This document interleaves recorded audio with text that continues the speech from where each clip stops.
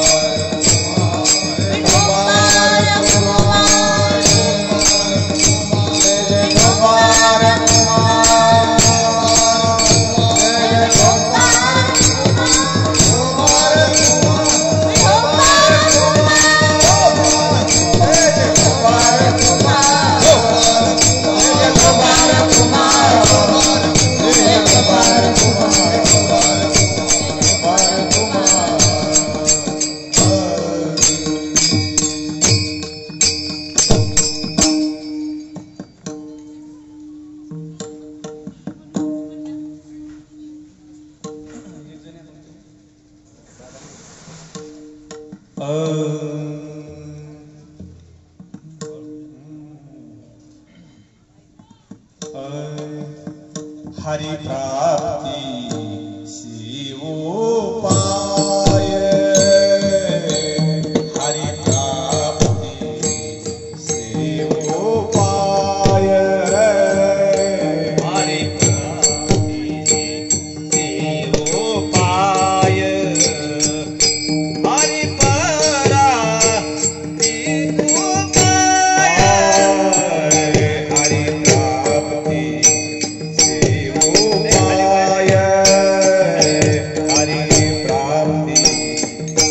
उपाय हरि प्राप्ति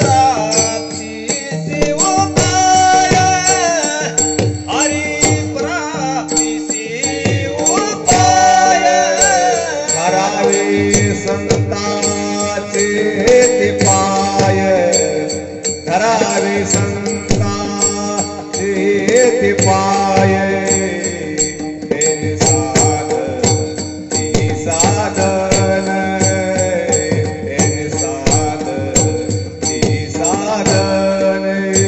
धरावे संता चेति पाय धरावे संता चेति पाय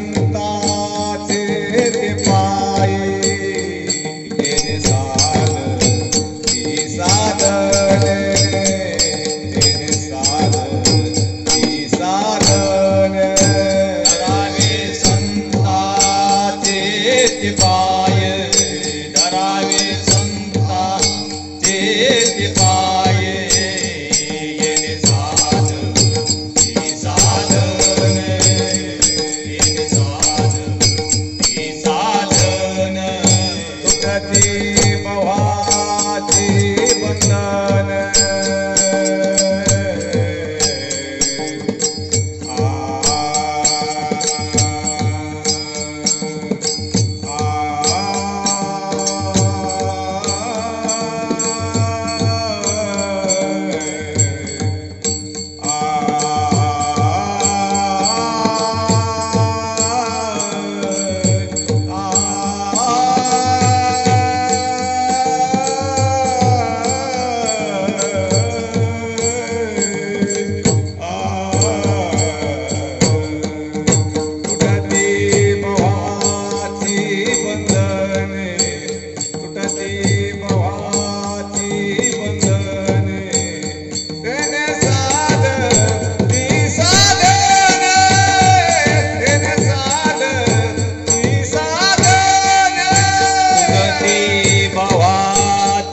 बंधन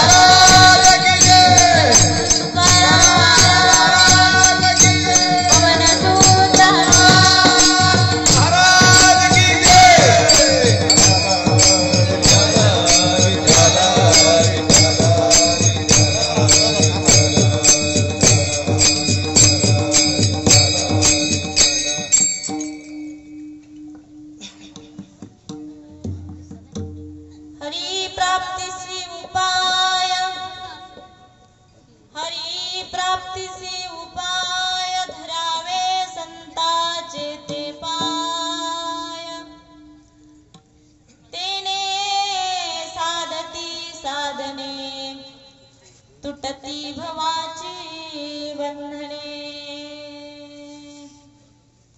संताविन प्राप्ती नाही संताविन प्राप्ती नाही ऐसे वेद देती ग्वाही तेने साधती साधने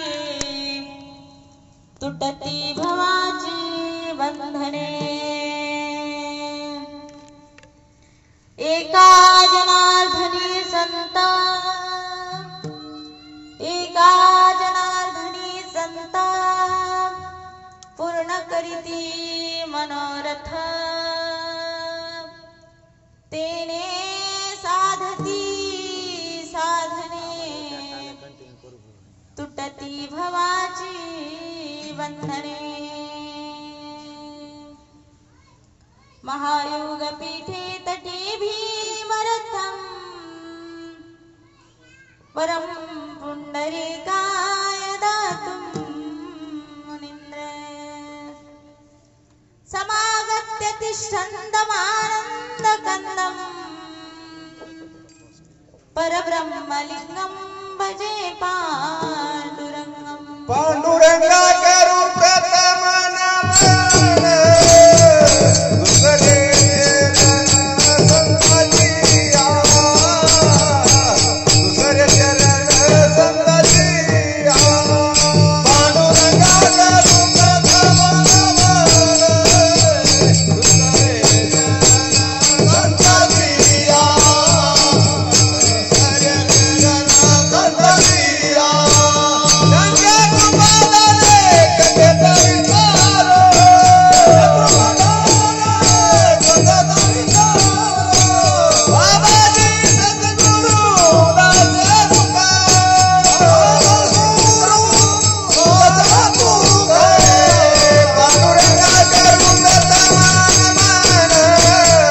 दुसरे चरण संततिया दुसरे चरण संततिया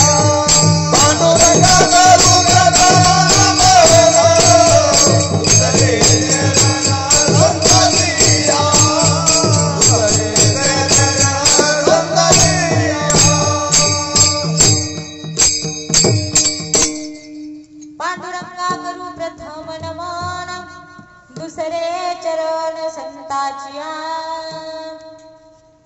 त्यांच्या कृपादाने कथेचा विस्तारू बाबाजी सद्गुरु दास तुका अलंकापुरी रम्य सिंहासनस्थं पदांबोज तेजस्फुर्दिक प्रदेशम् विदिन्द्रादिदेव सदा संयमानम् समाधिस्थमूर्तिं भजे ज्ञानदेवम् ॐ नमो ज्ञानेश्वराय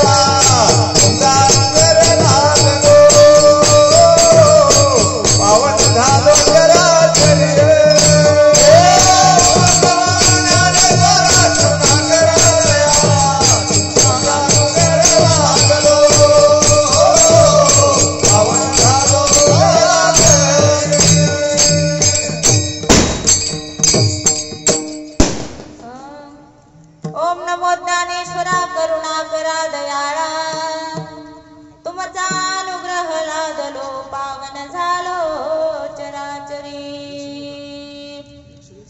मनोजवं मारुततुल्य वेगं जितेन्द्रियं बुद्धिमतां वरिष्ठं वातात्मजवान्नरायोद्धमुख्यं श्रीरामदूतं शरणं प्रपद्ये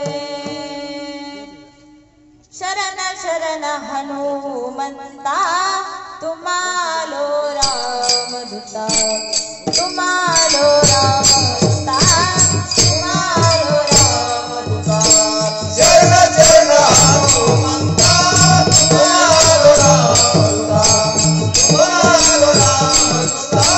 तुम्हारो रामदूता तुम्हारो रामदूता काय भक्ती काय भक्ती काय भक्ती काय भक्ती काय भक्ती नावया तुमरा मद नावया तुमरा नावया तुमरा काय भक्ती नावया मद नावया तुमरा मद नावया तुमरा मद नावया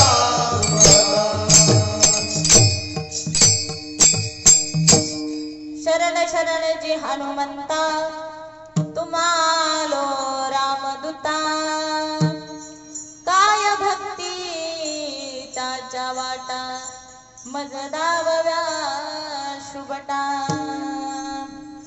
जयांचे केले स्मरण होय सकळ विद्यांचे अधिकरण तेची वंदू श्री चरण श्री गुरूंचे ते नमस्कार आता मजर दया श्री गुरु जेने तारिलो हा संसार पुरु मनोनि विशेष विद्या दरू विवेकावरी हरि प्राप्तीची उपाय हरि प्राप्तीची उपाय धरावे संताचे ते पाय तेने साधती साधने तुटती भवाची बंधने विठ्ठल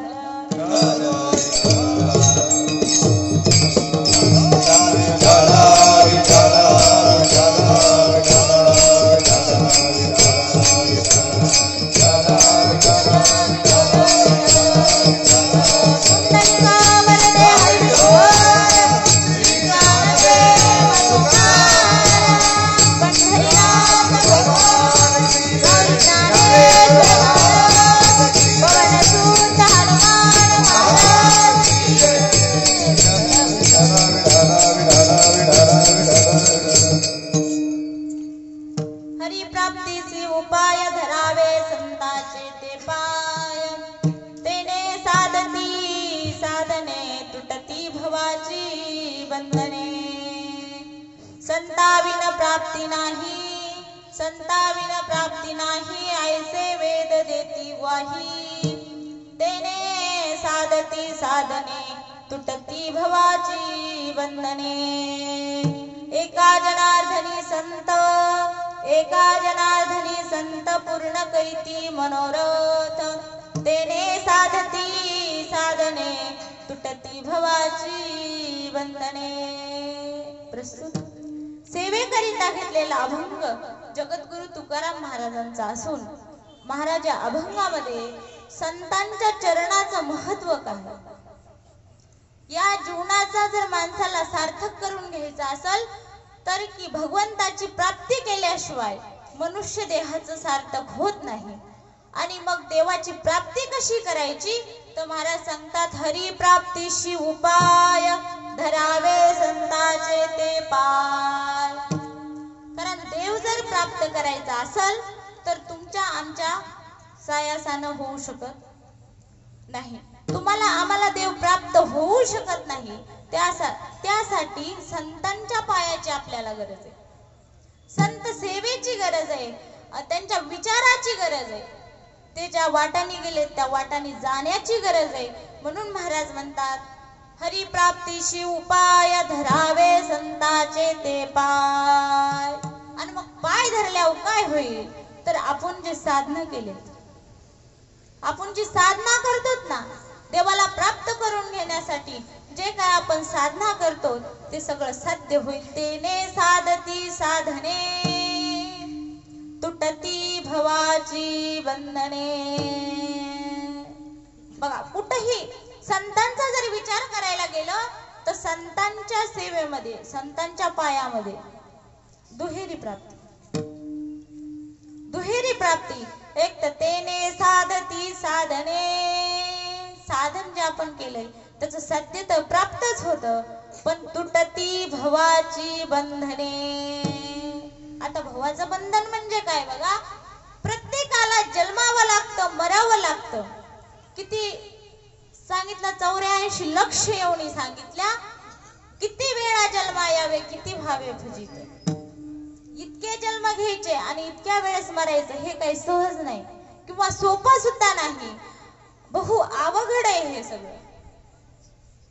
आणि इतका अवघड असताना मग माणसाला याच्यातून देवाची प्राप्ती करून घेणं गरजेचं आहे. कारण किती वेळेस पुन्हा पुन्हा जन्मावं, पुन्हा मरावं, पुन्हा जन्मावं, किती वेळेस आहे.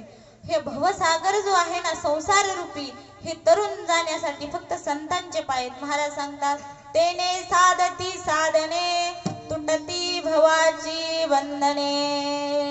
मग काय हे आमचं घरचं सांगायला का नाही. महाराज म्हणले त्याला सुद्धा पुराणाचा आधार आहे. पुराण सुद्धा काय सांगते, संताविन प्राप्ती नाही, ऐसे वेद देती ग्वाही. कोणी सर्वसाधारण माणूस सांगायलाय का? महाराज आहे म्हणून सांगायलाय का? नाही. तर महाराज म्हणतात, ऐसे वेद देती ग्वाही. वेदांनी सुद्धा सांगितलं संताविन प्राप्ती नाही, संताविन प्राप्ती नाही, ऐसे वेद देती ग्वाही. मग तर आपला विश्वास बसला असेल ना. आणि मग अशी जर संतांची सेवा आपल्या जीवनामध्ये घडली तर मग काय करतात संत, एका जनार्दनी संत, एका जनार्दनी संत, पूर्ण करीती मनोरथ. मग आपली जी काही इच्छा आहे ते आपल्याला कुणाला मागायची गरज, सांगायची सुद्धा गरज नाही. संत जर आपल्या जीवनामध्ये, संतांची जर प्राप्ती झाली का, मग एका जनार्दनी संत आणि पूर्ण करीती मनोरथ. न सांगता पूर्ण करतात, बोलून सुद्धा दाखवायची गरज नाही. म्हणून महाराज म्हणतात, तेने साधती साधने, तुटती भवाची बंधने. असा अभंगाचा सरळ अर्थ आहे. विठाल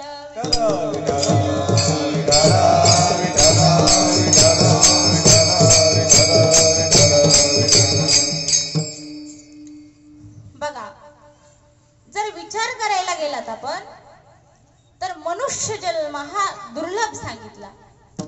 बऱ्याच काही गोष्टी दुर्लभ सांगितल्या, संत सुद्धा दुर्लभच सांगितले, संत सुद्धा सोपे नाही.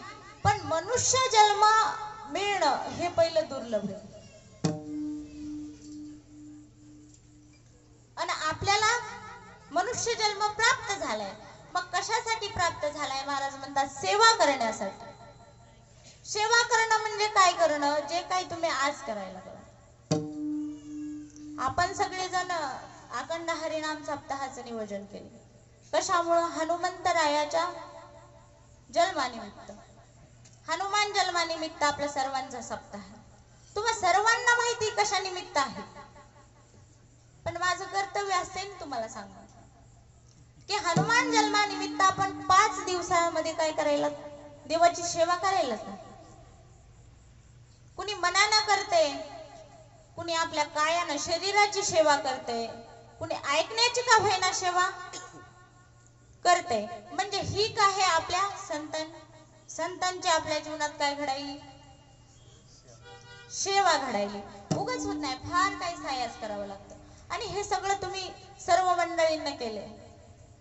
भजनी मंडळ, मृदंगाचार्य, सिस्टीमवाले आणि तुमच्या एवढं सर्व परिसरातील सर्व मंडळीने मेहनतीनं काय केलं. हे इतके काम आहेत लोकांना की कसलाही जेवणापुरता काय काय माणसांना वेळ नाही. तरीही एवढ्याही धावपळीचं जीवन असताना तुम्ही 5 दिवसासाठी काय केलंय, अखंड हरिनाम सप्ताहाचं नियोजन केले. म्हणजे खरंच तुम्ही पण जन्माला आलात, पण भाग्यवान आहात महाराज सांगतात. कारण अन्यथा कुणालाही जीवनात येऊन संतांची सेवा घडत नसती. त्याच्यासाठी सुद्धा भाग्यच लागत. भाग्य जर असेल तरच भगवंताची सेवा घडते. अन्यथा कीर्तन जरी असलं तरी माणूस घरी झोपला असता. इथं येऊन 2 तास बसायची काय गरज आहे का हो? बसायचं काही सोपं आहे का? त्रासच होतोय ना. पण कुठलं ना कुठलं तरी पुण्य उदयाला आल्याच्या नंतर तुम्ही सर्वजण मंडळी इथं आलात आणि सर्वांनी सप्ताहाचं अतिशय सुंदर असं नियोजन केलंय. म्हणून तुम्हा सर्व मंडळींना द्यावेत तेवढे धन्यवाद कमीच आहेत. विठ्ठल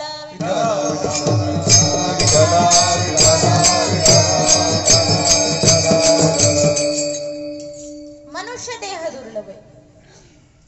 नरदी हे दुर्लभ जाणार, नरदी हे दुर्लभ जाणार, नरदी हे दुर्लभ जाणार, नरदी हे दुर्लभ जाणार. एक वर्षाची गणना, एक वर्षाची गणना, एक वर्षाची गणना, एक वर्षाची गणना. त्यामध्ये दुःख यातणार, त्यामध्ये दुःख यातणार. तुम्ही आठवा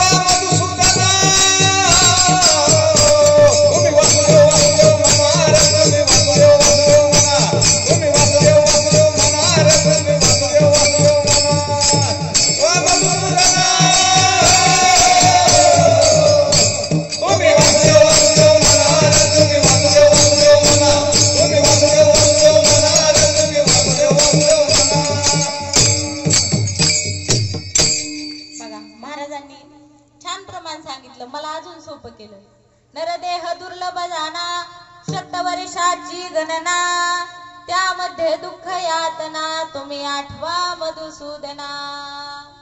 पहिलं काय करा, आल्यावर सगळ्यांना तर प्रपंच करायचाच आहे.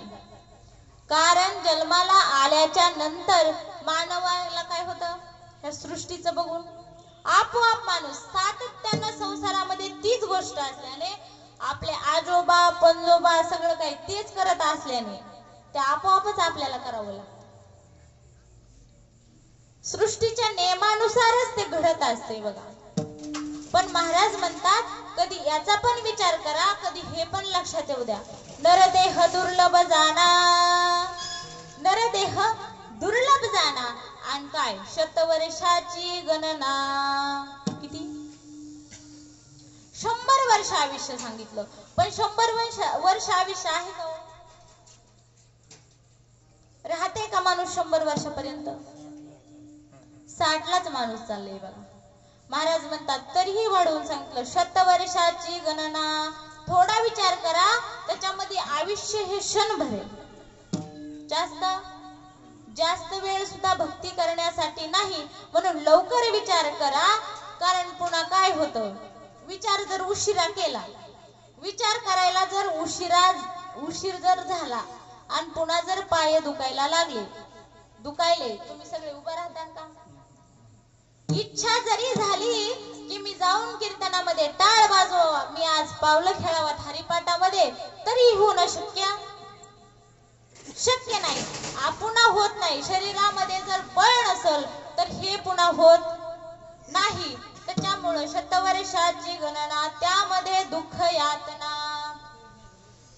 भोग रोग भोगे रोगे जोडून या दिले अनेका. देवाने पाठीमाग सगळ्यांना समाधानीच ठेवलंय. मधीच माणसाला काहीतरी रोग आहे, मधीच काहीतरी भोग आहे. माणूस काही रिकामा नाही. मग महाराज म्हणतात जर तुम्हाला नरदेह प्राप्त झालाय ना, तर लवकरात लवकर काय करा, तुम्ही देव कसा प्राप्त होईल याचा थोडा विचार करा. नाहीतर काय, जन्म प्राप्त होऊन सुद्धा नाहीतरी गेला जन्म वाया, नाहीतरी गेला जन्म वाया.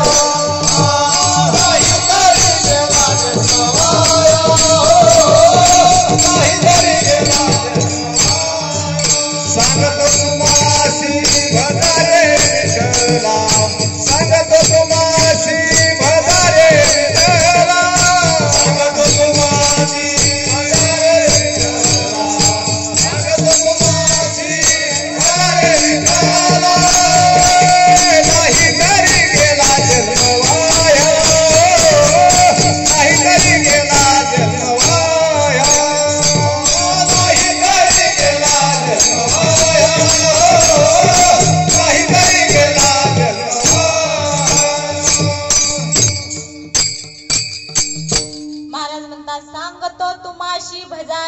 विठ्ठला नाही तरी गेला जन्म वाया.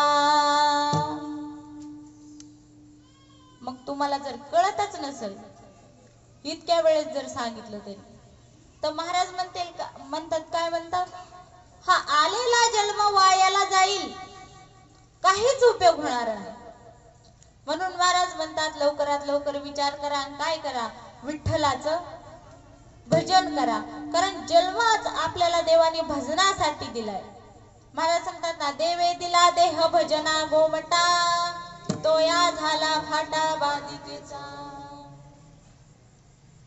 देह देवाने भजनासाठी दिला होता. कसा दिला होता बघा, तर जन्मच होता ना, जेव्हा माणसाला गर्भवासाचं दुःख भोगावं लागतं का, आणि काय ते दुःख असतं. महाराज ज्ञानेश्वरी मध्ये माऊली सांगतात,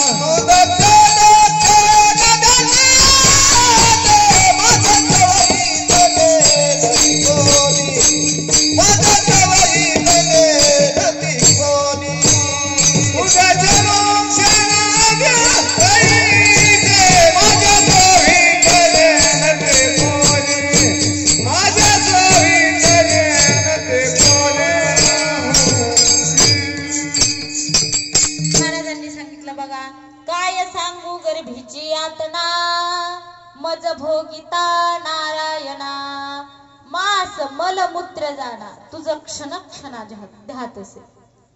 जेव्हा हे दुःख भोगतात ना, किंवा माऊली म्हणतात, मातेची या उदर कुहरी, पचोनी वेष्टेच्या दाथरी, उकडोनी नवमासवरी, जन्मो जन्मोनी मरती. काय उपयोग आहे एवढं दुःख सहन करायचं आणि मरायचं असेल तर फायदा काय. आणि जेव्हा हे दुःख माणसाला सहन करावं लागतं तेव्हा प्रत्येकच माणूस इथं आल्यास माणूस बेमान होतो, ते सोडा. पण जेव्हा हे दुःख माणूस सहन करतो ना, तेव्हा महाराज म्हणतात सर्वच जण देवाला प्रार्थना करतात की काय कर, एक वेळा करी या दुःखा वेगळे, एक वेळा करी या दुःखा वेगळे, एक वेळा करी या दुःखा वेगळे, एक वेळा करी या दुःखा वेगळे, एक वेळा करी या दुःखा वेगळे, एक वेळा करी या दुःखा वेगळे, एक वेळा करी या दुःखा वेगळे, एक वेळा करी या दुःखा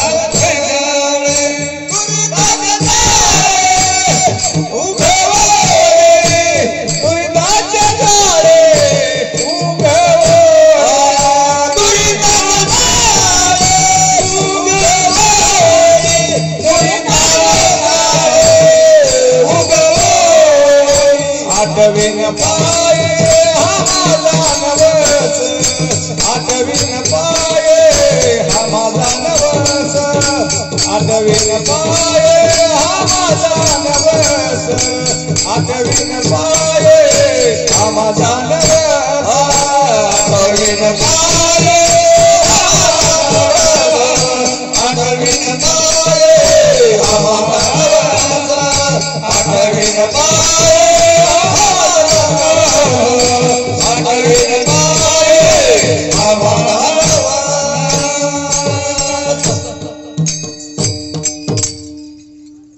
तेव्हा सगळेच प्रार्थना करतात, एक वेळ करी या दुःखा वेगळे, एक वेळा करी या दुःखा वेगळे, दुरिताचे जाळे उगवणी,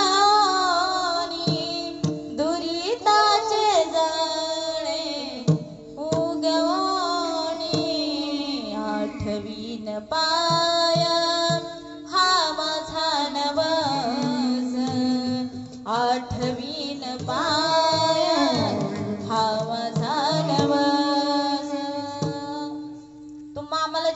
दुःख भोगावं लागतं ना, तेव्हा प्रत्येक माणूस म्हणतो एक वेळा करी या दुःखा वेगळे, एकदा मला काय कर देवा, या गर्भवासाच्या दुःखातून तू बाजूला कर, मग मी काय करील, आठवी न पाया हा माझा नवस. महाराजांनी सांगितलंय आणि एकानंच नाही तर सर्वांना असं प्रार्थना केलेली. मग आपण किती वेळेस आठवतो देवाला, आठवी न पाया हा माझा नवस. आणि पुढं टाइम मी सांगितला, रात्र आणि दिवस पांडुरंगा. रात्र तर सोडूनच द्या, पण दिवसातून तरी आपण देवाची आठवण करतोय का? एक तासासाठी, अर्ध्या तासासाठी, दिवसातून एकदा तरी जन्म देवाने एवढा चांगला जन्म दिलाय, भेटत नाही. महाराज म्हणतात पाप पुण्य समान समी, तई पाविजे कर्मभूमी. जेव्हा पाप आणि पुण्य अचानक सम प्रमाणामध्ये होत, तेव्हाच मनुष्य जन्म भेटतो, असा सुद्धा भेटत नाही.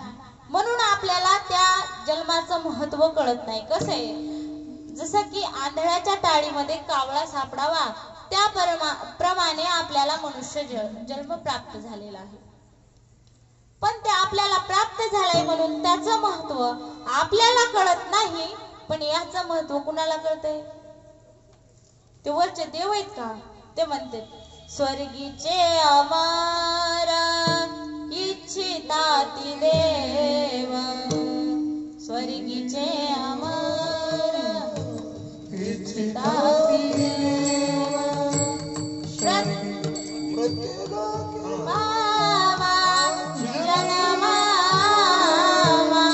मृत्युलोकी भावा जन्मा, नारायण नामे हो जीवन मुक्त, नारायण नामे हो जीवन मुक्त.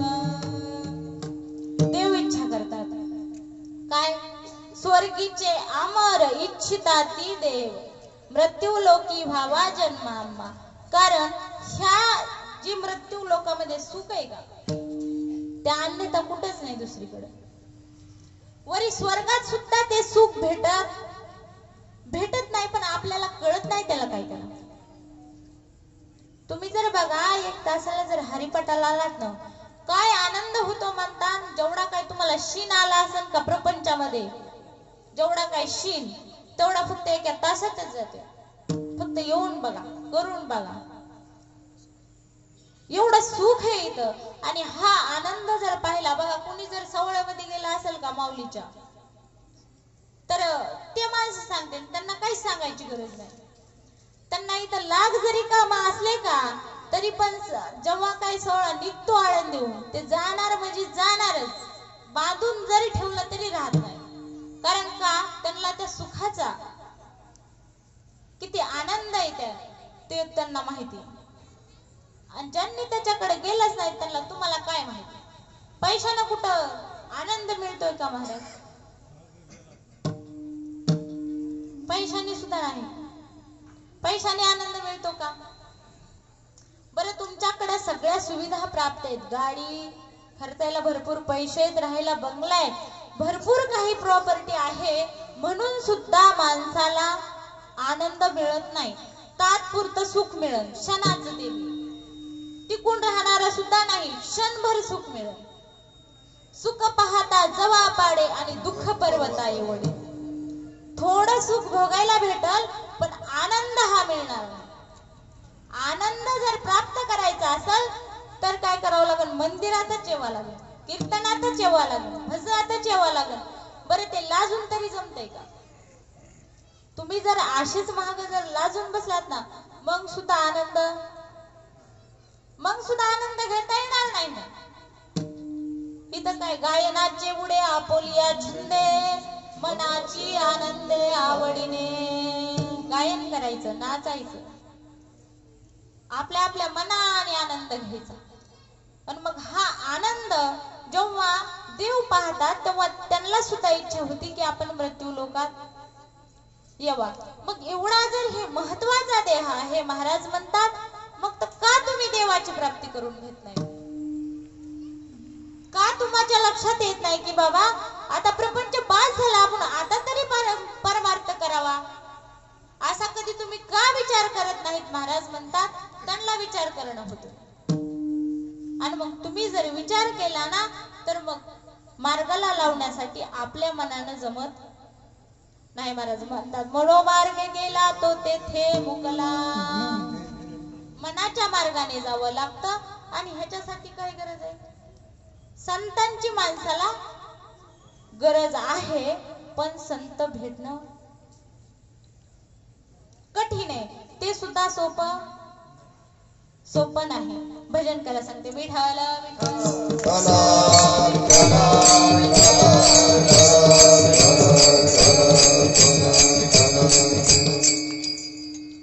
बघा, सर्वांनी भजन करा आणि विठ्ठल म्हणा, कारण झोपू नका.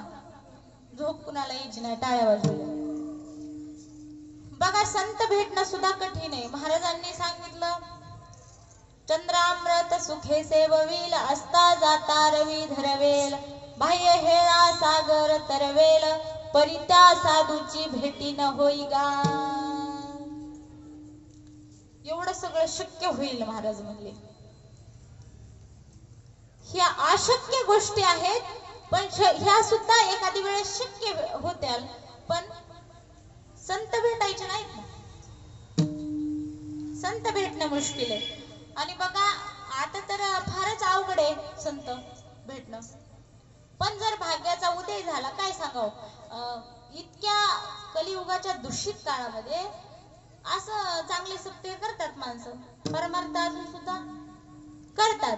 म्हणजे काही काहीच्या जर भाग्याने उठावच खाल्ला, काही काहींच्या भाग्याचा जर उदयच झाला, भाग्याचा उदय आणि ते हे जोडी, मग भाग्याचा उदयच झाला आणि जर त्यांना संत भेटलेच, यदा कदाचित संत भेटलेच, तर संत ओळखायचे कसे म्हणा? कारण महाराजांनी सांगितलं पोटासाठी संत झाले कलित बहुत. संत तर काय घरोघर कुठं बी गल्लीत आपल्याला संतच दिसते. भगवं वस्त्र घातलेलं, गंध 2-4 जागेवर लावलेले, गळ्यात 5-6 माळा घातलेल्या दिसतात का नाही? क्षणोक्षणाला संत भेटतात. मग आता ओळखायचे तरी कसे?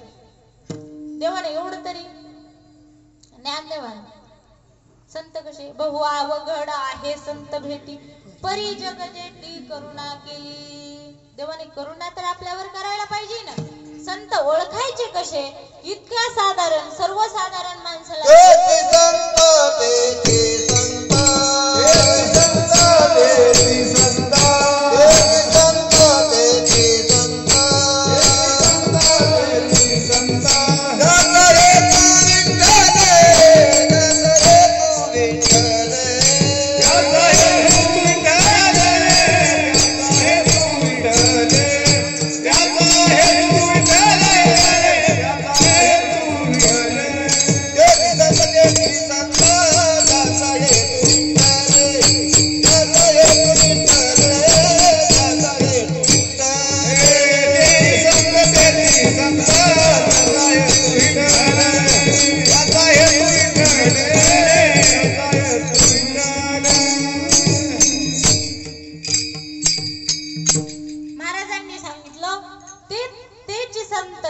संत आणि ज्यांचा हेत विठ्ठले. तुमचं बरोबर आहे महाराज, पण माझं ऐका. ज्यांचा हेत विठ्ठले आहे, हे संत आहेत, हे आम्हाला मान्य आहे. पण आम्ही सर्वसाधारण पामर जीव आहोत. पामर जीव आहोत, आम्हाला संत ओळखायणार कसे? बघा, संत जी देवाची पत्नी होती तिला ओळखू आला का? ओळखू संत? देवाच्या पत्नीला संत ओळखू आला. रावण जेव्हा सीतेला न्यायला आला होता त्यावेळेस काय ते संत होता का? संत नव्हता. पण रावणाला बी काही कमी होतं का हो महाराज? सगळे देव त्याच्या बंदीशाळेत, त्याच्या हाताखाली काम करण्यासाठी. बरं, पत्न्या बी 80,000 पत्न्या, सोन्याची नगरी होती. ते काही संत होता का? प्रापंचिक माणूस होता. एवढं सगळं त्याची प्रॉपर्टी होती, कुणाला सुद्धा अजून राजा रावणा एवढी नाही. अगोदरही कुणाला नव्हती आणि आताही कुणाला नाही. एवढी संपत्तीच होती म्हणून राजा रावणाच्या संपत्तीचं वर्णन तुकाराम महाराजांनी केलंय. नाही तर बघा बाकी कोणत्या संतांच्या संपत्तीचं वर्णन आलेलं पुराणामध्ये नाही. पण रावण एवढा ऐश्वर्य संपन्नच होता की ते तुकाराम महाराजांना त्याचं वर्णनच करावं लागलंय. मग हा रावण ह्यानं काय केलं, भगवे वस्त्रे धारण केले, हातात कमंडलू घेतलं, गळ्यात माळा बिळा गंध बिंद लावून आला सीता मातेकडे, भिक्षाम दे आला महागाईला भिक्षान काही. मग सीतेला कळालं का हो हा संत आहे का कोण आहे म्हणून. सीतेला सुद्धा ओळखू आला. मग आपल्याला कसा ओळखू, आपल्याला सुद्धा संत ओळखणं कठीण आहे. विठ्ठल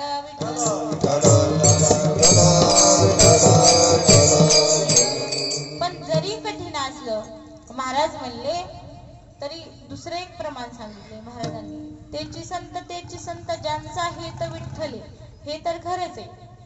पण महाराज म्हणतात विठ्ठल नाम लोक मागण्यापुरतं देवाचं नाव घेतात बरं का. आणि देवाचं नाव घेतल्यामुळेच सात्विक माणसाच्या अंतःकरणामध्ये दया उत्पन्न होते आणि एखाद्या वेळेस माणूस फसला जाऊ शकतो. पण महाराज सांगतात फक्त हेतच विठ्ठले नाही, वरूनच बोलून काही उपयोग नसतो. तर अनुभव सुद्धा असायला हवा. नुसतं बोलण्याला फायदा नाही. बघा एकनाथ महाराज ज्यांकडे एक बाईने एक मुलगा आणला होता. कशामुळं की हा गुळ खातोय महाराज, आमचं काही ऐकत नाही, तुमचं जर सांगितलं तर तो ऐकन असं वाटलं त्या मुलाच्या आईला. म्हणून एकनाथ महाराजांकडे घेऊन आली आणि आल्याच्या नंतर एकनाथ महाराजांनी लगेच त्याला काय अनुग्रह दिला नाही. महाराज म्हणले 8 दिवसांनी घेऊन या. मग गुळ ती बाईला वाटलं काय करायचंय आता, 8 दिवसाला बोलविले म्हणल्यावर 8 दिवसाला कशाला आली ना बाई पण घेऊन काय करायचंय म्हणून. पण आल्याच्या नंतर फक्त एकनाथ महाराज म्हणले काही नाही बाळा, गुळ खात जाऊ नये एवढंच सांगितलं. मग बाईनं सांगितलं महाराज तुम्हाला जर एवढं सांगायचं होतं तर त्याच दिवशी सांगायचं ना, त्याला 8 दिवसाची काय गरज आहे. महाराज म्हणले तेव्हा मी सुद्धा गुळ खात होतो, आधी 8 दिवस मी बंद केला आणि मग ह्याला उपदेश केला. महाराज म्हणतात तसं काहीतरी अंतःकरणातून ओळखू आलं पाहिजे ना, ते त्या संताकडे असल्या पाहिजेत गोष्टी, मग आपल्याला कळायला पाहिजेत. असं काही लक्षण विठ्ठल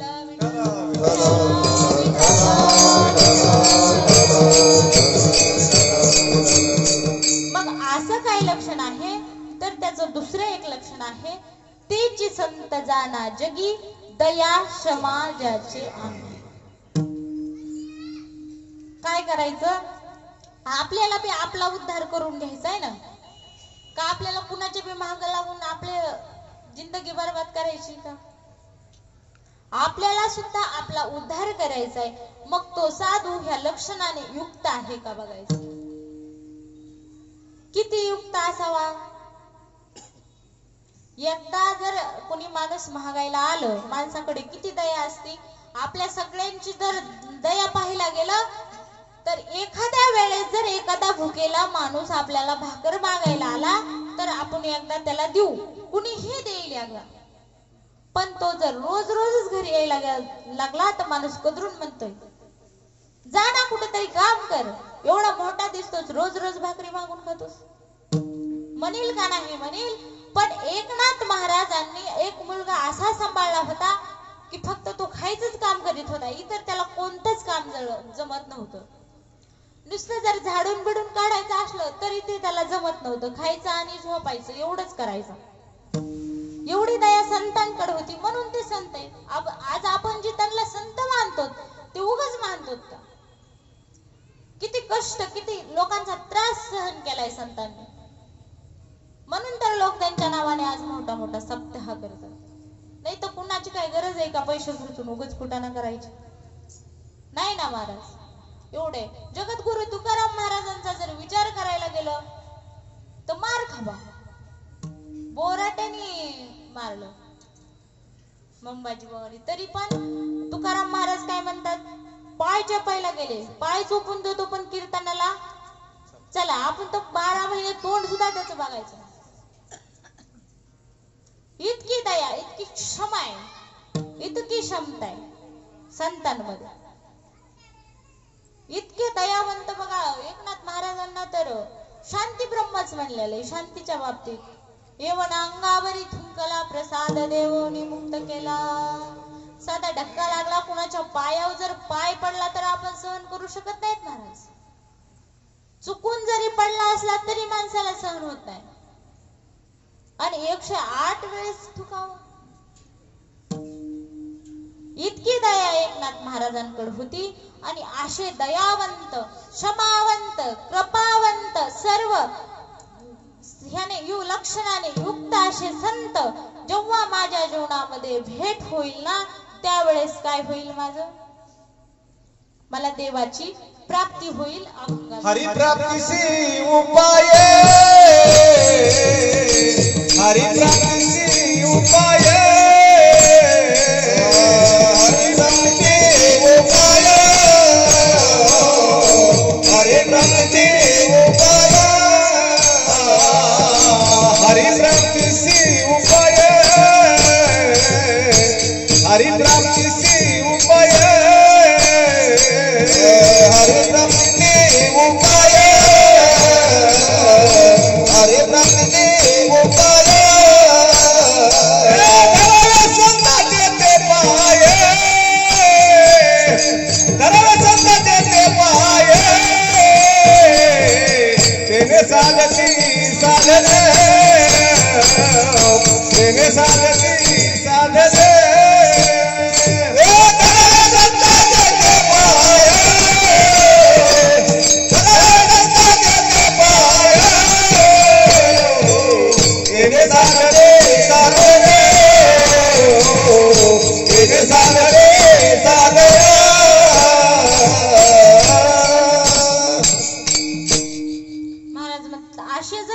जीवनामध्ये प्राप्त झाले, सर्व लक्षणाने युक्त, जे आपला की उद्धार करू शकते, असे जर संत प्राप्त झाले तर काय होईल? देव प्राप्त होईना. हरी प्राप्तीशी उपाय. उपाय काय सांगितलेला आहे? हरी प्राप्तीशी उपाय आणि धरावे संतांचे ते पाय. मग संतांचे पाय जर जीवनामध्ये असे प्राप्त झाले तर महाराज म्हणतात देवाची प्राप्ती, देवाची प्राप्ती होईल. आणि हा भवसागर आहे ना महाराज म्हणतात, हे बी संत तर नेतेल. कसे नेतेल बघा. कुणा कुणाला नेलं ज्याच्यावर नाही कृपा करावी. भिल्लावर सुद्धा कुणी कृपा करेल का? नाही. पण जेव्हा संतांनी कृपा केली का त्यावेळेस काय झालं? देव प्राप्त झाला ना. संतांचे चरण जेव्हा शबरी मातेचा विवाह ठरला होता बघा, आणि शबरी मातेचा विवाह ठरल्याच्या नंतर त्यांच्या जेवणाची मेजवानी होती. पार एक बकऱ्याची दावणच आणली होती. पण शबरी माता हुशार होती. तिला कळत होतं जन्म काय ह्याच्यासाठी दिलेला नाही. तिच्या लक्षात आलं, ती म्हणली एवढ्या जर जीवाची हत्या माझ्या लग्नापूर्वीच होत असेल तर मी लग्न केलं तर मला कुठं सुख मिळणार?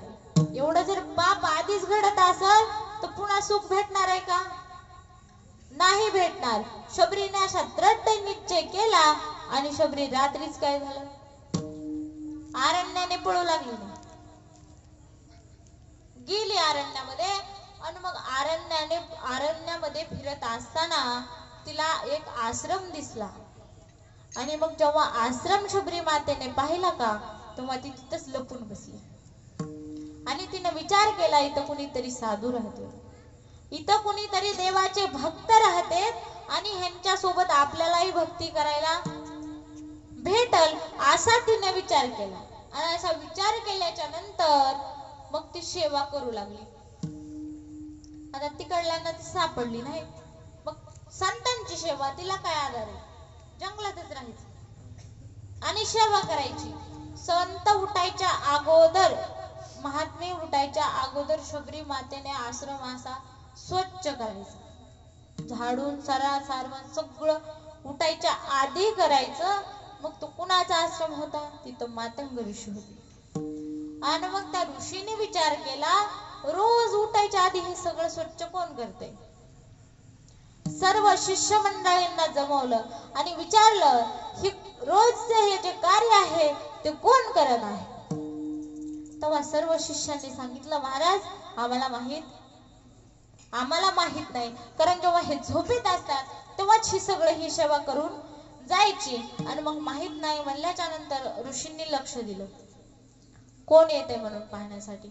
तर शबरी माता रोज हे सेवा करत होत्या, नित्यनेमाने ही त्यांची सेवा होती. आणि मग ऋषींनी त्या शबरी मातेला पाहिल्याच्या नंतर आनंद वाटला आणि विचारलं बाळा रोज उठलं की हे सडा सारवण तू हे कशासाठी करतेस?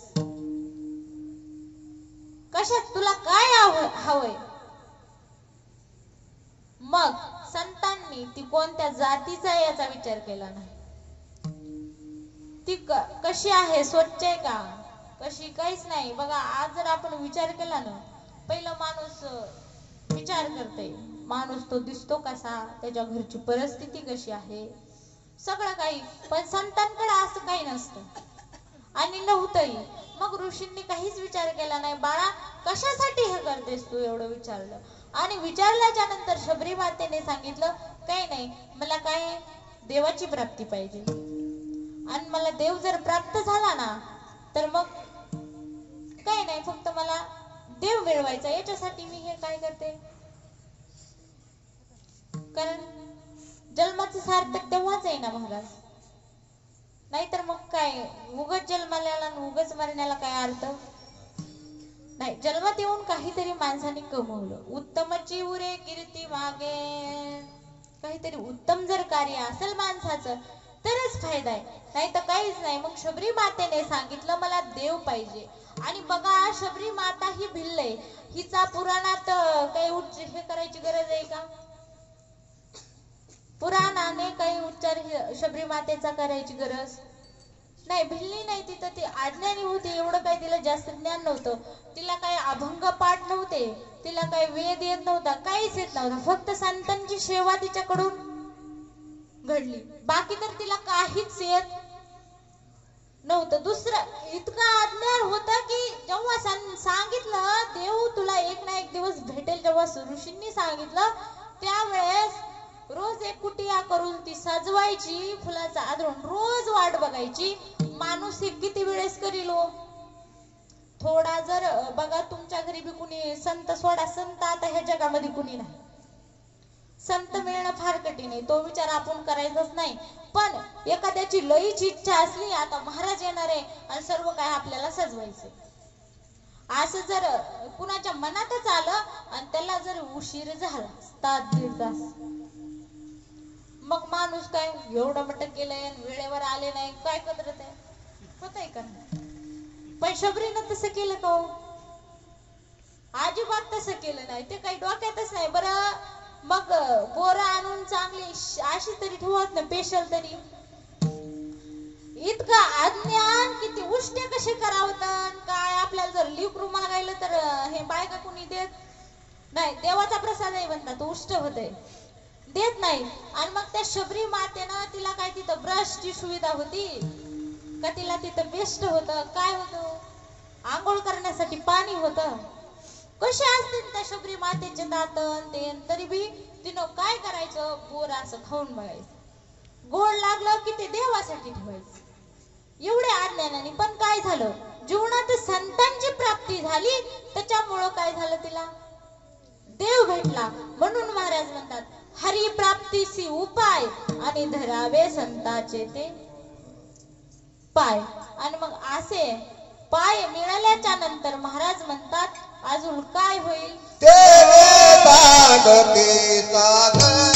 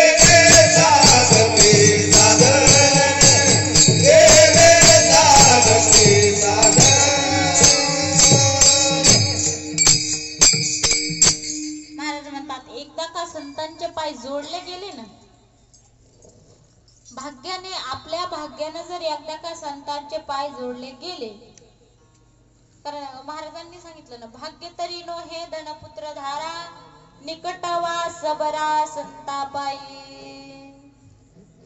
तुम्ही आम्ही भाग्य कशाला समजतो? तुमचं आमचं भाग्य म्हणजे बघा, कुणाला नोकरी लागली भाग्य, कुणाची जरा परिस्थिती, काय माणूस होता, काय परिस्थिती झाली, काहीतरी त्याचं भाग्यच आहे माणसं म्हणतात. एखादं थोडा बघा ना, असं म्हणजे अभ्यासात लक्ष नसल्याने हे विद्यार्थी असू द्या आणि त्या अचानक नोकरीला लागावं, सगळं गाव म्हणतो ह्याच्यासारखा ढ विद्यार्थीच दुसरा नव्हता हो. पण काय ह्याचं भाग्य, हा नोकरी, हे भाग्य आहे का महाराज? हे भाग्य नाही ना. महाराज म्हणतात हे भाग्य नाही. भाग्य तरी नो हे धन पुत्र दारा, पुत्र भाग्य नाही, धन सुद्धा भाग्य नाही. निकटवास बरा संतापायी, संतांचे पाय जोडणं हे भाग्य. कारण महाराज म्हणतात पाय जर जोडले गेले तर काय होतं, तेने साधती साधने, असं आपलं साधन साध्य होत सिद्धीलाच जात नाही महाराज. कारण मार्ग दाखवण्यासाठी एक चांगला अनुभवी माणूस लागतो आणि अनुभवी माणसाने आपल्याला सांगितल्याच्या नंतर आपण जर त्या मार्गाने गेलात तर आपलं साधन साध्य होतं, अन्यथा होऊ शकत नाही. आणि मग साधन जर आपलं साध्य झालं नाही तर ह्या संसार रूपी सागरामधून आपण तरू शकत नाही. आणि तरणार सुद्धा साधन योग्य लागत आणि योग्य मार्गाने जावं लागतं. चुका, कारण माणसाकडून क्षणाला चूक होती. माणूस हा चुकीचा पुतळा आहे. किती बी जरी माणूस शहाणा असला बघा, कितीही जरी गायक असला तरी पण तो एक ना एक दिवस चुकल्या जातो.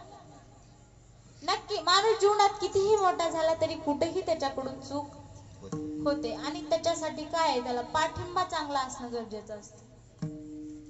आणि मग पाठिंबा जर चांगला असेल ना महाराज म्हणले तर तुमचा आमचा उद्धार होतोय. आणि नाही तरी काय, मग नाही उद्धार झाल्यावर काय सुख आहे का? काय संसारामध्ये सुख आहे का? संसार दुःखामूळ संसार दुःखमूळ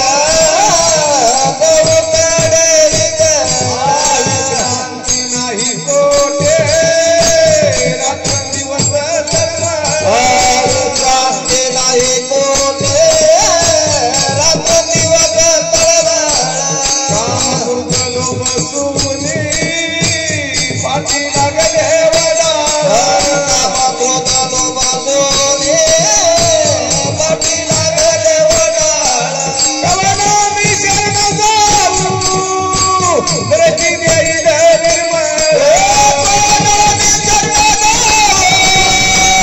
ब्रती देई निर्मळ धर्मदास दैवाला जपा बऱ्या उपकारी आंधळ्या ब्रती देतो त्याचे नाव उद्यारी धर्मदास दैवाला देवा बऱ्या उपकारी आंधळ्या ब्रती देतो त्याचे नाव उद्यारी.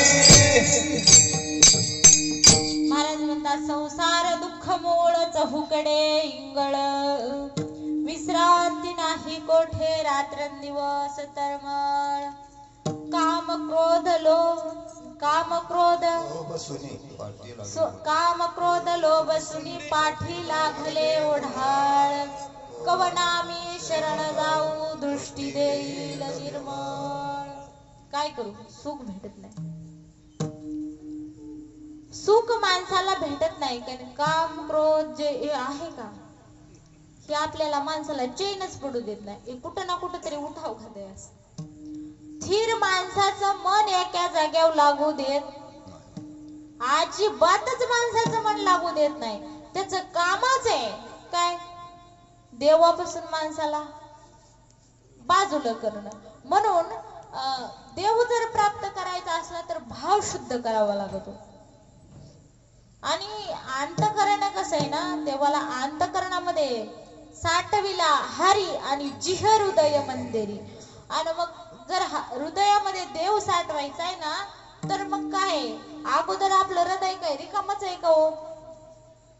माणसाला अटॅक कशाने येते?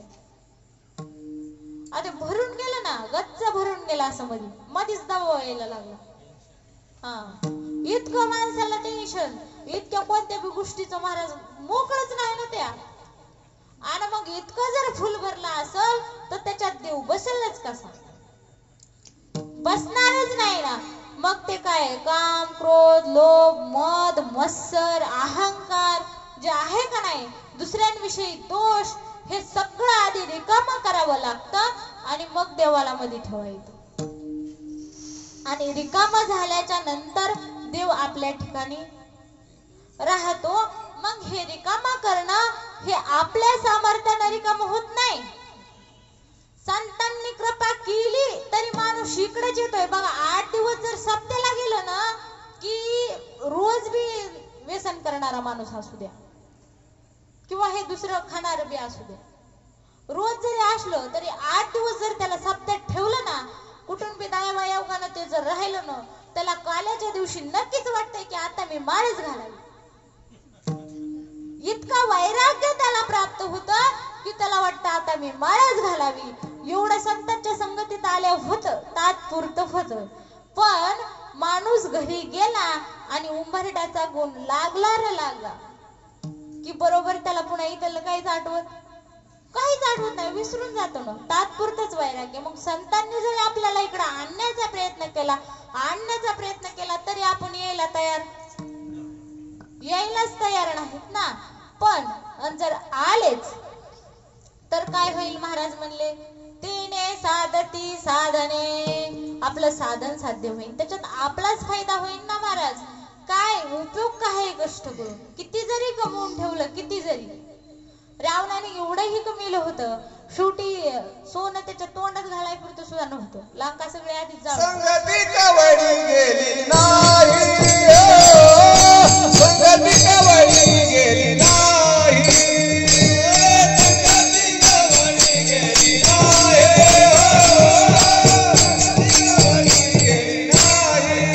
तुका म्हणे ज्याची संपदाय वडी, तुका म्हणे ज्याची संपदाय वडी, तुका म्हणे ज्याची संपदाय वडी, तुका म्हणे संपदाय वडी, संगती कवडी गेली नाही, संगती कवडी गेली नाही, संगती कवडी गेली नाही, संगती कवडी गेली नाही.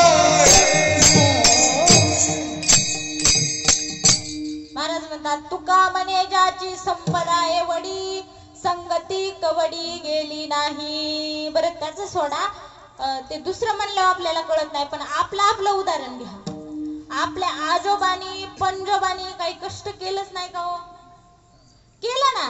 कष्ट करता करता त्यांचा जीव गेला, अपेक्षा त्यांच्या शिल्लक राहिल्या काही, आणि मरण अगोदर आलं. त्यांनी बी केलं ना, तरी आपण आज मान्य करायला तयार आहेत का? नाही. माणूस सहजच बोलून जाते, माझ्या वडिलांच्या काळात हे काहीही नव्हतं, हे सगळं दिसतंय ना, हे मी कमवलंय, म्हणते का नाही माणूस? मग ते का असेच मेले का फिरून फिरून? त्यांनी बी कष्ट केलंच ना, परंपरेने त्यांनी हे कमवलंच ना, कष्टच केलं. आणि प्रत्येक आपण जसं आपल्या लेकरांसाठी कष्ट करतो तसंच हे बी आपले लेकर आहेत म्हणून त्यांनी बी केलंच असेल ना महाराज. धन मिळवून कोट्यान कोटी, धन मिळवून कोट्यान कोटी, धन मिळवून कोट्यान कोटी, धन मिळवून कोट्यान कोटी, धन मिळवून कोट्यान कोटी, धन मिळवून कोट्यान कोटी, धन मिळवून कोट्यान कोटी, धन मिळवून कोट्यान कोटी, संगे नाही रे रंगोटी, संगे नाही रे रंगोटी,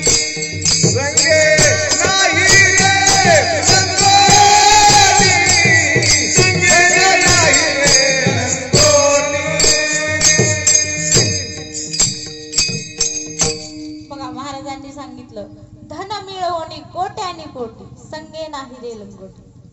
आणि खरंच काही संग नाही. उग विचार करा इथं हवंय म्हणून माणसाला सगळं करायचं. आणि इच्छा बी माणसाच्या आशा असतात मोठ्या मोठ्या. मग ते मरण येईन मला हे काय विसरूनच जातात का काय कळतच नाही. कारण ते मरतेत अगोदरच आणि ते शिल्लकच राहते. मागचे माणसं उगच म्हणतात एवढं तरी व्हायला पाहिजे. काय बाबा आधीच वेळेला एवढं तरी व्हायला पाहिजे होतं. इतक्या ह्यांच्या अपेक्षा मोठ्या असतात.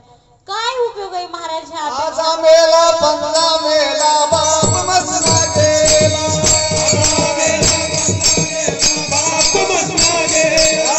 देखत देखत ना तू बंधू नाही कैसा झाला. देखत देखत ना तू बंधू नाही कैसा. उठा उठा जागा पाठी भयाले मोठे. पंढरी वाचोली तुझं नाव नाही कोठे.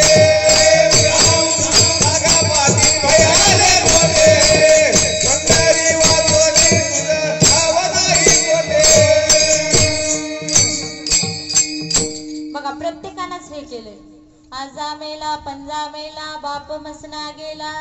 देखत देखत नातू पंतू तोही दैसा झाला. सगळ्यांनीच केलंय आणि मेले. काहीच फायदा झाला? काहीच फायदा झाला नाही. मग तुम्हाला जर फायदा करायचा असेल आणि तुम्हाला जर आपलं दिलेला देह तुम्हाला जर पुन्हा जन्माला यायचं नसेल आणि जन्माला येऊन उपयोग सुद्धा काहीच नाही. उगाच काय फजिती करून घ्यायची. आज बालपणामध्ये बालपणाचं दुःख माणसाला भोगावं लागतं.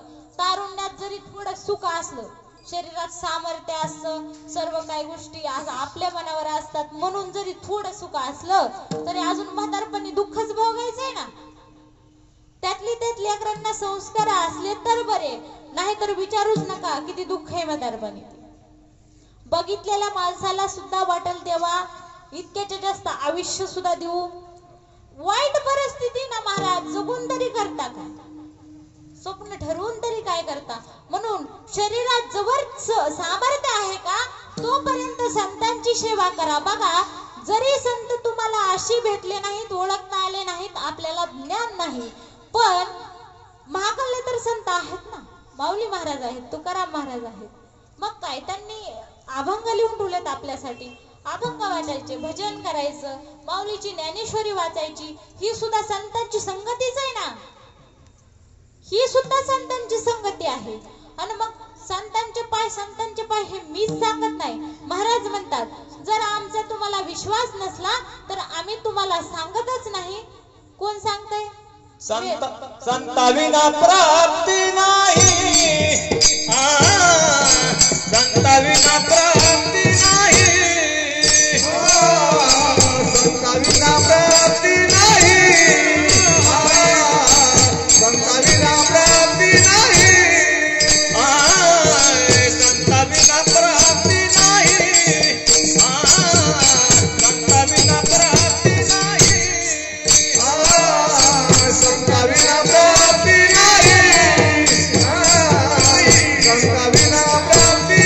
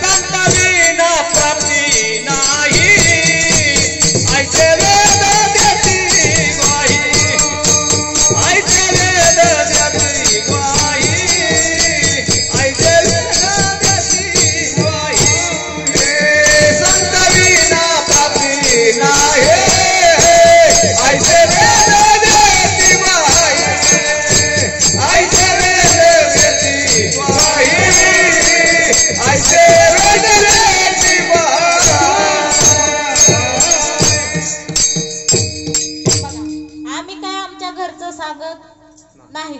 महाराज सांगतात संताविना प्राप्ती नाही आणि ऐसे वेद देती ग्वाही. वेदांनी सांगितलं की संताविना प्राप्ती, असंच भजन करण्याला काहीच उपयोग नाही. एखाद्या दगडाला जरी संतांची संगत प्राप्त झाली ना तरी त्याचा देव होईल. मग माणूस तर बनेलच. आणि वेदाने सांगितलंय विश्वास ठेवायला काय अडचण आहे. आणि विश्वास महत्वाचा आहे. कोणत्याही गोष्टी विश्वास असेल तर ते साध्य होतं. अन्यथा जर विश्वासच नसेल तर त्याला उपदेश करण्यात तरी काय उपयोग आहे. कधीतरी संतावर विश्वास ठेवा. कारण बघा राजा रावणाचा संता विश्वास होता. तुम्ही तर माणसं आहे. इतका बी दुष्ट होता आणि इतकंही कुणी त्याचं नाव सुद्धा घेत नाही. इतका बी पापी का होता. पण काय आचरण चुकलं.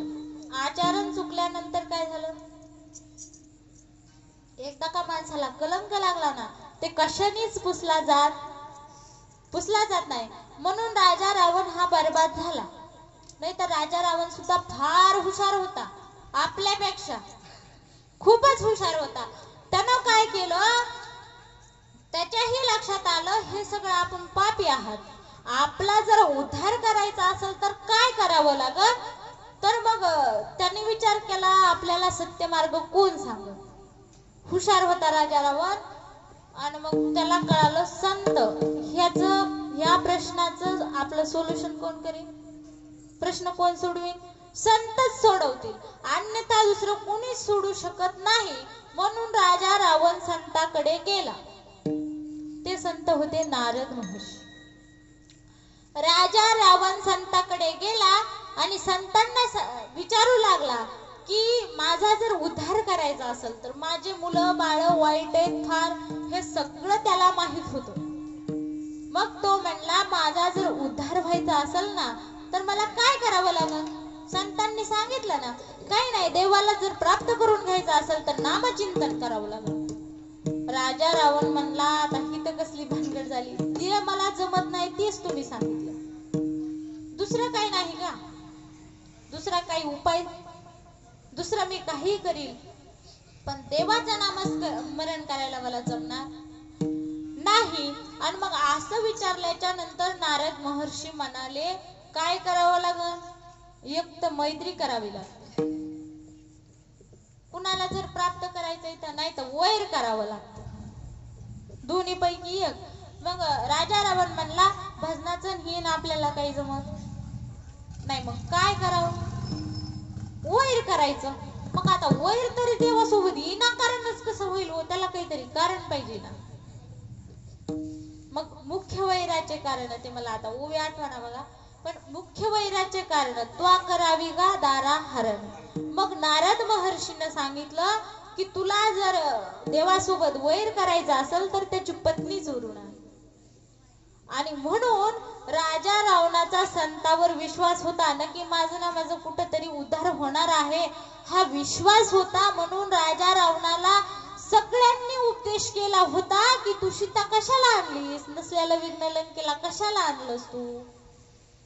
मंदोदरी स्वतःची पत्नी मंदोदरीने पुन्हा रावणाला भरपूर वेळेस उपदेश केला तरी राजा रावणाने मंदोदरीला पुन्हा सांगितलं. म्हणला अगं मंदोदरी हे काय मला कळत नाही का पाप आहे म्हणून. पण मी राजा रावण जरी असलो तरी आपोलपोट्या नाही. मला फक्त माझाच उद्धार करायचा नव्हता. आणि माझाच जर उद्धार करायचा असता तर सीतेला चोरून आणायला गेला असता. त्यावेळेस मारीजाला हरिण करायचं काही गरजच नव्हती ना. डायरेक्ट जर मी गेलो असतो आणि सीतेला जर ओढून आणायला लागलो असतो रामाने मला मारून टाकला असतं माझा उद्धार झाला असता रामबाणाने. कारण देव दुष्टाला जरी मारला ना तरी असा मारतो पण मेल्यावर मोक्ष देतोय बरं का. त्याच्यामुळं माझा उद्धार मला तिथंच मोक्ष प्राप्त झाला असता. पण सीता का मी घेऊन आलो. कारण सगळं कुळ उद्धारणार. मला ह्या सगळ्या कुळाचा उद्धार करायचा होता. त्याच्यामुळं काय झालं मी सीतेला चोरून आणलं. मग बघा विश्वास जर असेल तर राजा रावणाच्या कुळाचा सुद्धा उद्धार राजा रावणाने करून घेतला. मग तुमचा आमचा सुद्धा उद्धार होईल. कारण संत हे कृपावंत आहेत आणि चुकीचं आपल्याला फसवू शकत नाहीत. संत फसवू शकत नाहीत. ज्या ज्या काय आपल्या इच्छा असतात त्या पूर्ण करायची. देवामध्ये एखादी वेळेस ताकद नाही. बघा, देवाचा जर विचार केला तर जे जे दुष्ट होते ते देवाने, राजा रावण झालं, नंतर कंस मामा झाले, हे दुष्ट होते, देवाने डायरेक्ट त्याचा वध केला. पण संतांच्या चरित्रामध्ये असं काही बरंच वर्णन आहे की आजामेळा पापराश, इतका आजामेळा पापी असून सुद्धा त्याला काय दिलं, नामस्मरण करायला मोक्ष जिवंतपणी दिला ना. जीव मारला का त्याला? नाही, जिवंतपणी त्याला मोक्ष प्राप्त करून दिला. आणि देवानं मारून टाकलं समोर आला की. दुष्टाला सज्जन करण्याची क्षमता ही संतांमध्ये असते, म्हणून संताला देवापेक्षाही जास्त समजायचं, कमी नाही. जे जे आपलं मनोरथ आहे महाराज म्हणतात ते सर्व काही संत पूर्ण करतात. अभंगाचं या जनार्दनी संत, एका जनार्दनी संत, एका जनार्दनी संत,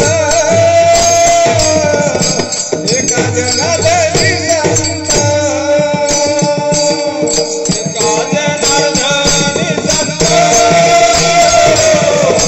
एका जनार्दनी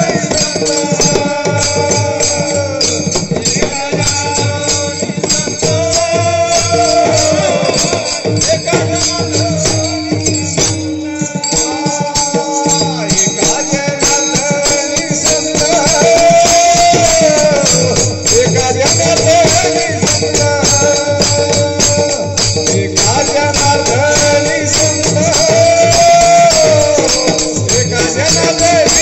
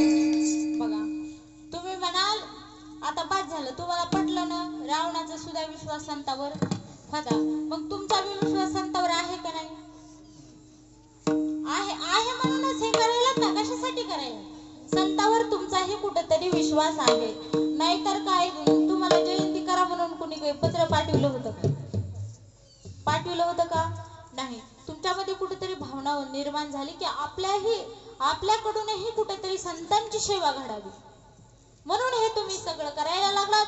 मग 2 तास झालं तेने साधती साधने, तेने साधती साधने. आता कवर आम्हाला रोजच जागायचं म्हणतात का नाही तुम्ही?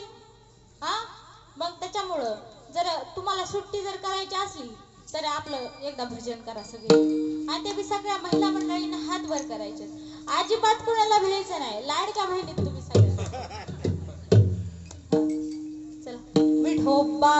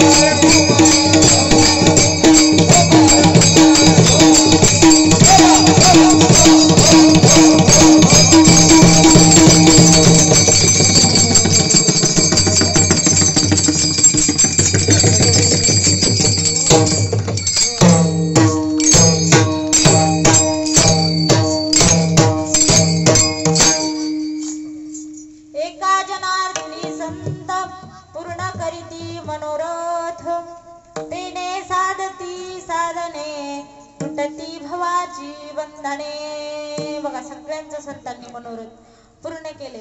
एकच सांगते शेवटचं. बघा गाभा जो ठेवलेला होता का तो अन्यथा जेवण्यासाठी, घरी जेवायला भेटत नाही म्हणून एकनाथ महाराजांच्या इथं जेवणासाठी ठेवलेला मुलगा होता. फक्त जेवायला दयावंत संत आहेत म्हणून त्यांनी जेवणासाठी आणून ठेवला मुलगा. जेवायचं एवढंच त्याचं काम होतं. पण शेवटला बघा त्याच्या मनात इच्छा सुद्धा नव्हती की मी एवढा मोठा अधिकारी होईल म्हणून. त्याच्या मनात ध्यानात डोक्यात कशात नसेल, सगळ्या जगाचे सुद्धा नव्हतं. जेव्हा नाथ महाराजांचं रामायण अर्ध राहिलं होतं आणि नाथ महाराजांचं जेव्हा समाधी झाली जलसमाधी, त्यावेळेस मग कोण करणार हे पुढचं रामायण पूर्ण कोण करणार आहे. म्हणून सगळ्या लोकांना वाटत होतं की महाराजांचा मुलगा जो हरिपंडित आहे ना तो फार हुशार आहे, वेदाचं पठण करता येतं त्याला, सर्व काही सर्वज्ञ आहे, मग मुलालाच देते. पण अचानकपणे मनात ध्यानात नसताना सुद्धा एकनाथ महाराजांनी सांगितलं की पुढील जे रामायण राहिलेलं आहे तो माझा गावबा करेल. आणि या शब्दावर गावबाने ते रामायण लिहिलं सुद्धा. मग त्याच्या मनात सुद्धा नव्हतं. तसं आपण जरी व्यक्त जरी केलं नाही ना संतापाशी, तरी फक्त आपल्या हातात आहे का आणि घडत तेवढी सेवा करायची. काय आपल्याला ओझ भयापुरती बी करायची नाही. आपल्या प्रपंचामधून जे काही घडल, असं काही कुणाला बळजुबरीच नाही, जे काही घडल तेवढं सेवा करण्याचा प्रयत्न करायचा. संत कधी ना कधी तरी कृपा करतील आणि कधी ना कधी आपलं मनोरथ पूर्ण होईल, त्याची काळजी अजिबात सुद्धा करायची नाही. आणि असं नक्कीच होईल. शुद्ध भावनेनं जर तुम्ही केलं ना तर हे असंच होईल. एका जनार्दनी संत पूर्ण करीती मनोरथ, तेने साधती साधने, सुटती भवाची बंधने.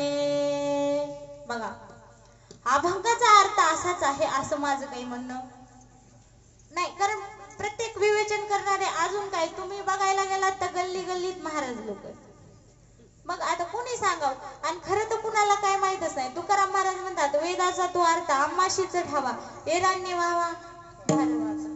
मग काही नाही. पण जसं माझ्या बुद्धीला जमलं, जशी माझ्या गुरुवर्यांनी माझ्यावर कृपा केली आणि जसं माझ्याकडून काय अभंग सोडला, जशी मला सद्बुद्धी दिली तसं मी बोलण्याचा प्रयत्न केला. पायाच्या प्रसादे काही बोलिलो विनोदे, मज क्षमा करणे संती नोहे अंगभूत विक्ती. नोहे हा उपदेश तुमचे बडबडिलो शेष, तुमच्या कृपेचे बोसने जन्मोजन्मी तुका म्हणे. म्हणून जे काही चांगलं वाटलं असेल, योग्य वाटलं असेल ते गुरुवर्य बाबांची कृपा, आणि जे काही चुकीचं असेल तो माझ्या वाणीचा दोष. झालेली वेळी वागणी वाग पुष्पांजली गुरुवर्याच्या चरणी, पांडुरंग परमात्म्याच्या चरणी आम्ही तुम्हा सर्व श्रोते मायबापांच्या चरणी समर्पित सेवेला पूर्ण विराम. ज्ञानेश्वर